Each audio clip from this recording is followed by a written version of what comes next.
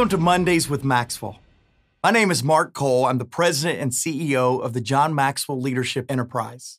I believe every one of you watching this right now is just like John. You welcome Mondays because you look forward to starting your week off looking for ways to value people. And since today is Monday, my friends, let's hear from the man of the hour. He is our leader, our friend, John C. Maxwell. John Maxwell here, and welcome to another Monday with Maxwell. I'm so glad you're here in our Best Advice series. Before I give you the advice of my friend, Jack Nicklaus, which is going to be incredible in this lesson, Andrew Manzano, who has the studio here where we do all these recordings, and is just a great friend and a JMT member himself, always has given us advice. And so, and his is always humorous. And here's Andrew's advice to you today is stay away from drugs. They can cause short-term memory loss, or even worse, short-term memory loss.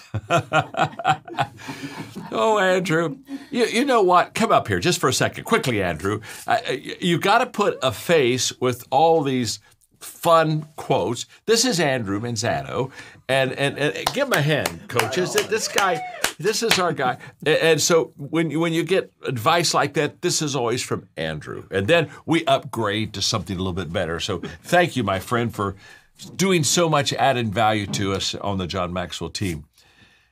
In our Best Advice series, I want to talk about Jack Nicklaus now. Every year, Jack and Barbara have been very kind to our nonprofit organization, the John Maxwell Leadership Foundation.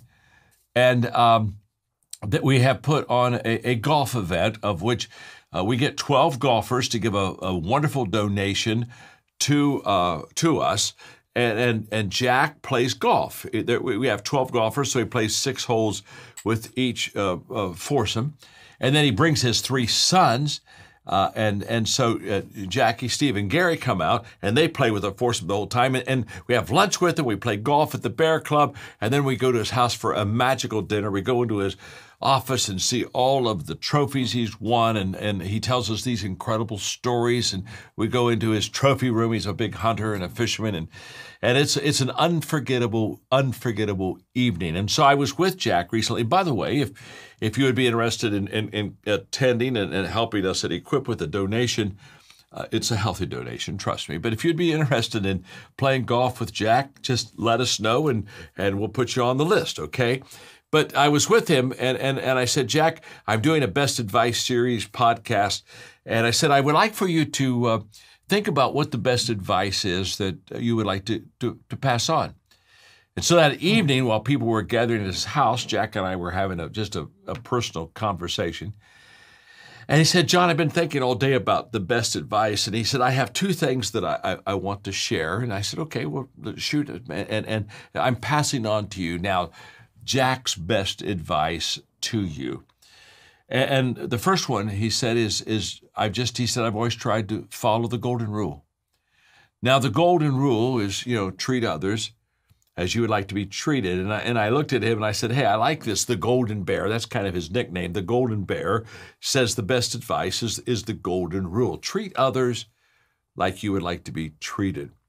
I began to learn the power of the golden rule when Time Warner asked me back in 2001 when corporate scandals were happening and there was a lot of distrust, a lot of manipulation. They called me to New York City and said, we want you to write a book on business ethics. And I said, well, I can't do that. And they said, why? I said, because there's no such thing as business ethics. There's just ethics. And then he said, well, can you write a book on ethics? And I said, well, I don't know. I'm not really sure I can, because in a culture that has no truth or no absolutes, I mean, who determines what is ethical? So he said, well, try it. And so I got my research team together, and we thought about it, and we came up with a good idea, and it worked. I wrote a book called Business Ethics 101, and it was all about the golden rule. And what I learned out of that, this was life-changing. The light came on in my life because it was out of that I realized the power and the positive effect that good values have on people. So when Jack Nicklaus at his home said, John, I try to follow the golden rule. That's the best advice I can give, which is great advice. I just thought about a book that Alan Wolfe wrote called Moral Freedom. And this was written back in 2001, right during the corporate scandals. And basically, he said that moral freedom is the belief that life is best when each individual finds his or own morality. In other words, there's not a kind of a stated set morality. You just kind of go out and say what's moral for me and what's moral to me. Now, when I read that book and I thought about the trouble that we were in, the corporate scandals, et cetera, and I thought about Jack Nicklaus's golden rule, treat others as you'd like to be treated, I began to think of what I would call moral freedom assumptions, and they're as follows. If everybody does their own thing, then the assumption is that everything will work out okay for everybody.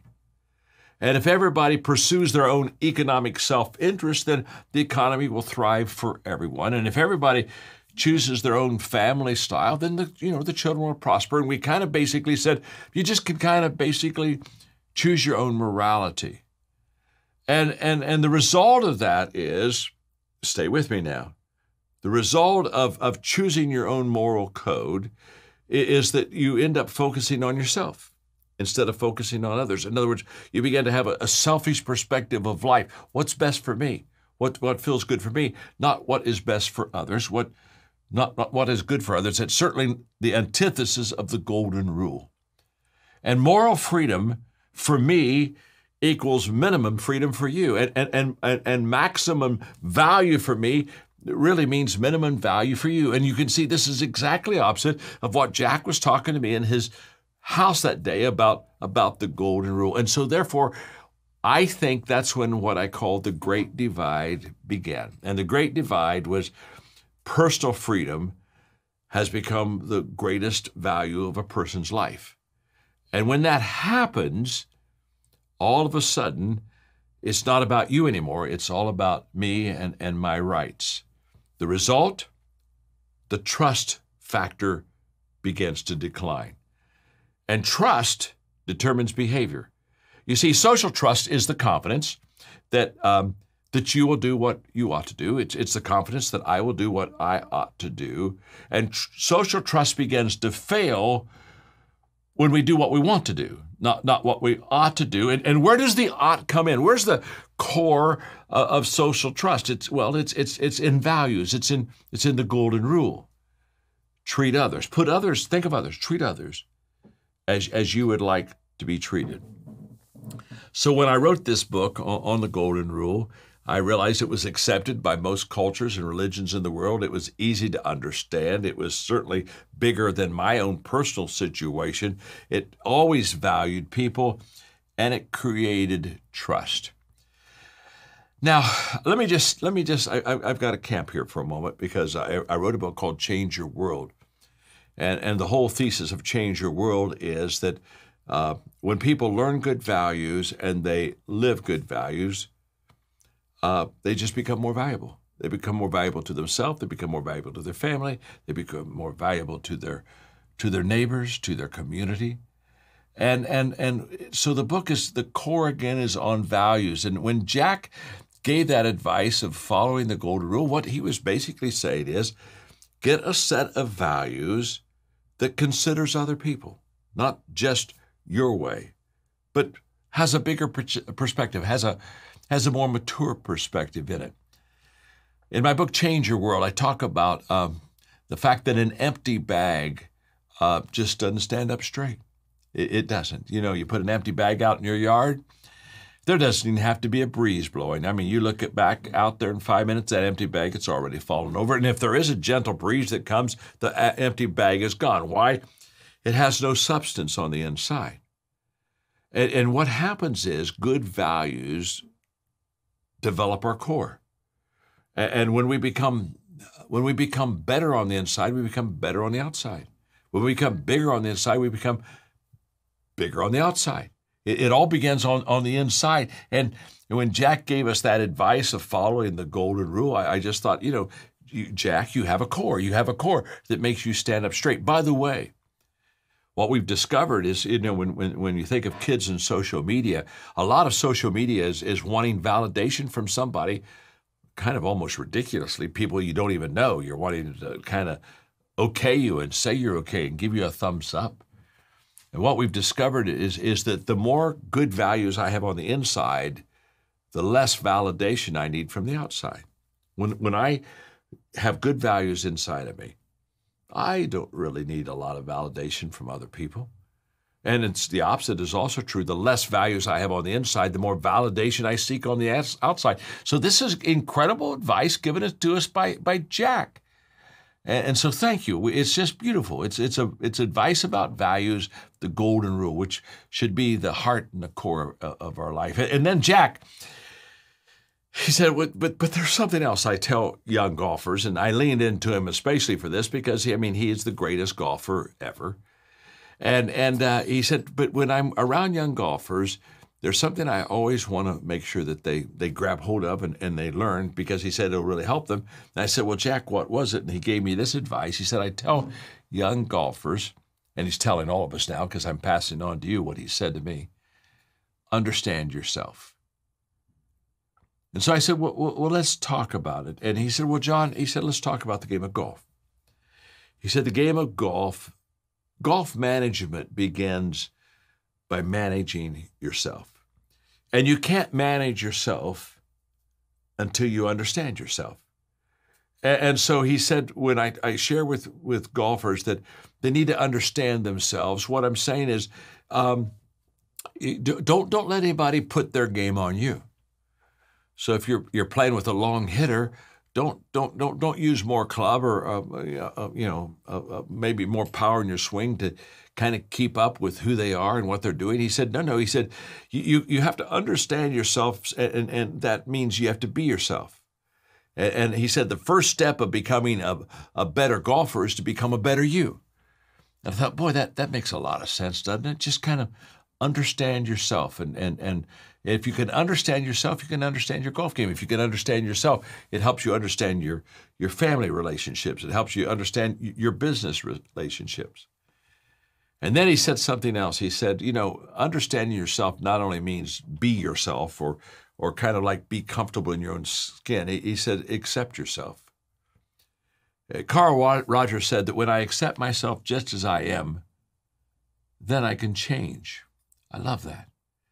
Really, change becomes impossible in my life until I can accept myself for who I am, my strengths, my weaknesses, the good side, the bad side, the ups, the downs, that whole process. So I was reading the other day, thinking about this lesson I wanted to give to you and the advice from Jack. I was reading the other day that there's a difference between knowing and understanding.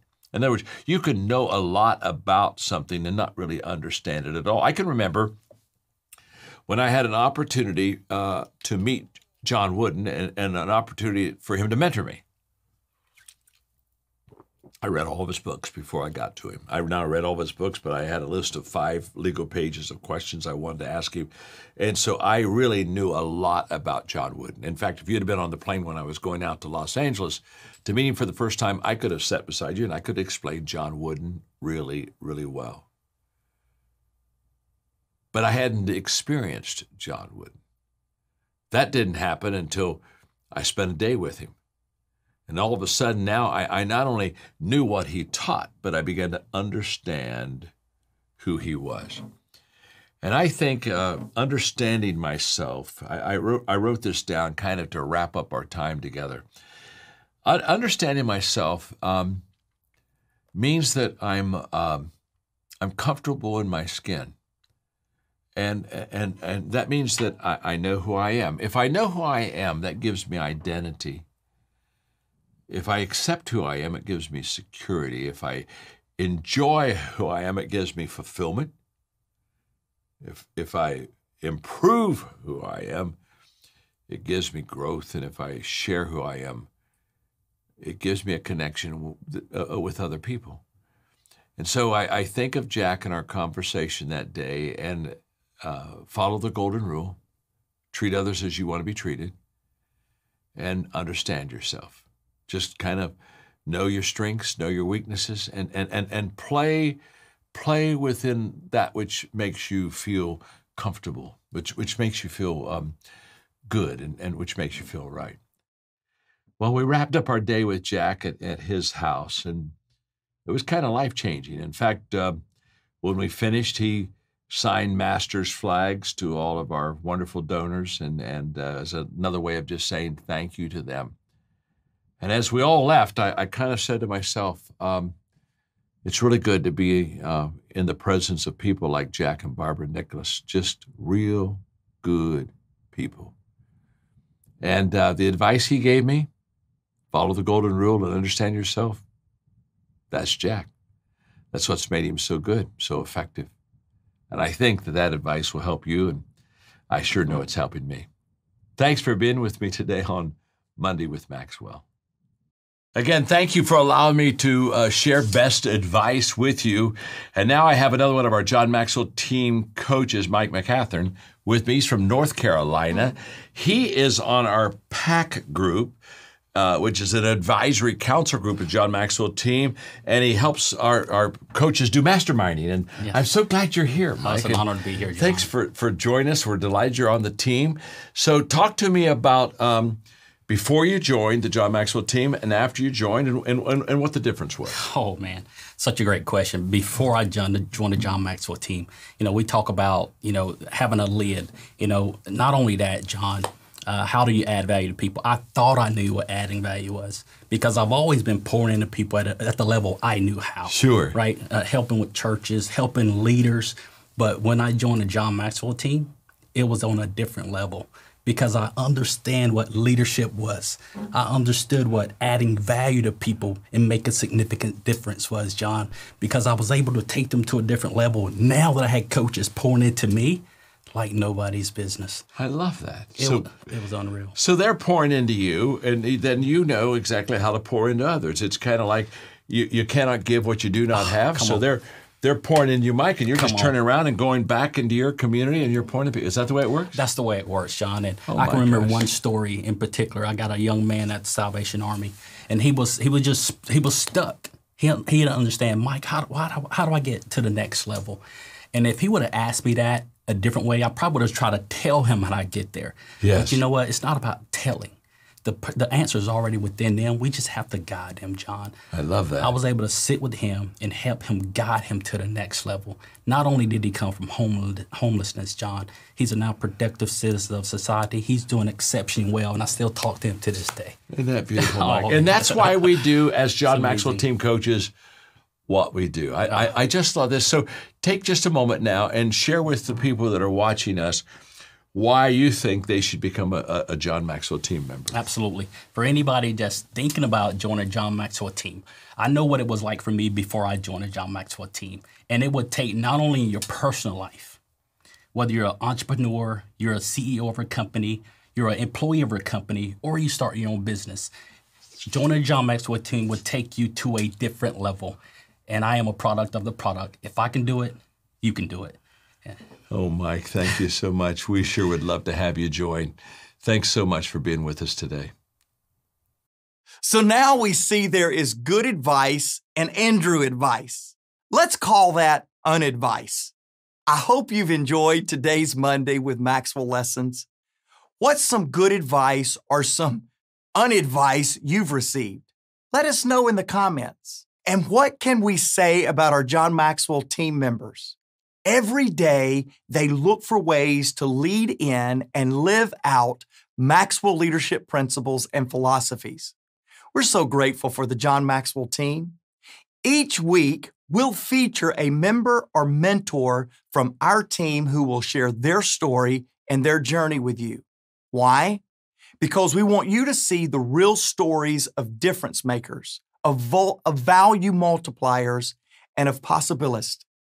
If you want to learn how you too can join John's team of difference makers, go to mondayswithmaxwell.com. Let me say that again. It's Mondays, plural, mondayswithmaxwell.com. Let us know how you saw Mondays with Maxwell and how you want to make a difference. Thank you again for watching today. We'll see you next week for another episode of Mondays with Maxwell.